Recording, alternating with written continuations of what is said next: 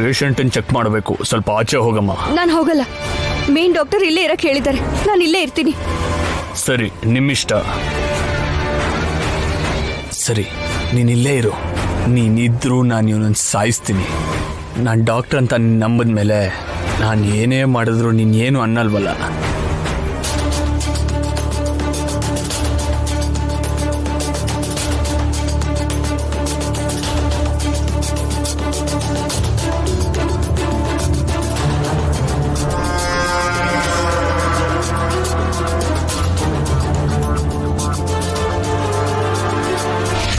ಏನ್ ಮಾಡ್ತಾ ಇದ್ದೀರಾ ಡಾಕ್ಟರ್? ಇಂಜೆಕ್ಷನ್ ಕೊಡ್ತಾ ಇದ್ದೀನಮ್ಮ. ದೊಡ್ಡ ಡಾಕ್ಟರ್ ಕೊಡಕ್ಕೆ ಹೇಳಿದ್ದಾರೆ. ಇಂಜೆಕ್ಷನ್? ಏನ್ ಇಂಜೆಕ್ಷನ್ ಅದು? 4 ಗಂಟೆಗೆ ಒಂದ್ಸಲ ಡ್ರಿಪ್ಸ್ ಚೇಂಜ್ ಮಾಡಕ್ ಹೇಳಿದ್ದಾರೆ. ಇಲ್ಲಮ್ಮ, ನನ್ನ ಹತ್ರ ಹೇಳಿದ್ದಾರೆ. ನಿಮ್ಮ ಹತ್ರ ಯಾವಾಗ ಹೇಳಿದ್ರು? ಅವ್ರು ಹೇಳ್ದಾಗ ನೀವ್ ಇರ್ಲಿಲ್ವಲ್ಲ?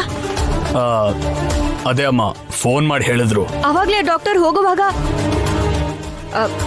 ಅಲ್ಲೋಡಿ, ಆ ಕೇಸ್ ಶೀಟಲ್ಲಿ ಏನೇನಿದೆಯೋ ಅದನ್ನ ಮಾತ್ರ ಕೊಡೋದಕ್ಕೆ ಡ್ಯೂಟಿ ಡಾಕ್ಟರ್ ಹೇಳಿದ್ದು. ನೀವ್ ಇಲ್ಲಿಗೆ ಬಂದೂ ಇಲ್ಲ, ಕೇಸ್ ಶೀಟ್ನ ನೋಡೂ ಇಲ್ಲ. ಹೊರಗಡೆಯಿಂದ ಇಂಜೆಕ್ಷನ್ ತಂದು ಅದ್ ಹೇಗೆ ಕೊಡ್ತೀರಾ?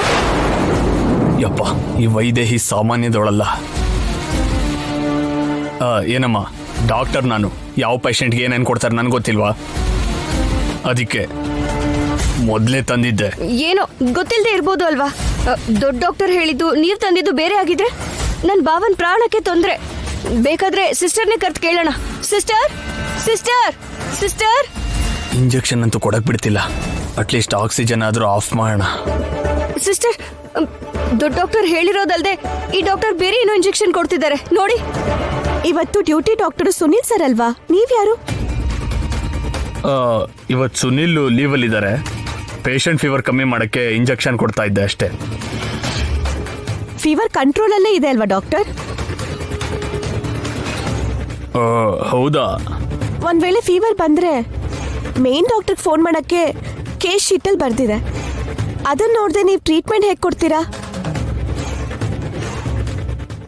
ಸಿಗಾಕೊಂಡ್ಬಿಡ್ತೀನಿ ನಾನು. ಏನ್ ಮಾಡೋದು ಇವಾಗ? ಗೊತ್ತಿರೋ ಟ್ರೀಟ್ಮೆಂಟ್ ಅಲ್ವಾ ಸಿಸ್ಟರ್? 1 ವಾರದಿಂದ ಈ ಪೇಷಂಟ್ ಇಲ್ಲೇ ಇದ್ದಾರೆ. ಲಿವರ್ ಟ್ರಾನ್ಸ್ಪ್ಲಾಂಟ್ ಆಗಿರೋ ಪೇಷಂಟ್ ರಾಮನಾಥ್ ಅಲ್ವಾ? ನೋ ಡಾಕ್ಟರ್, ಇವರು ಹಾರ್ಟ್ ಪೇಷಂಟ್. ಓ ಹೌದಾ?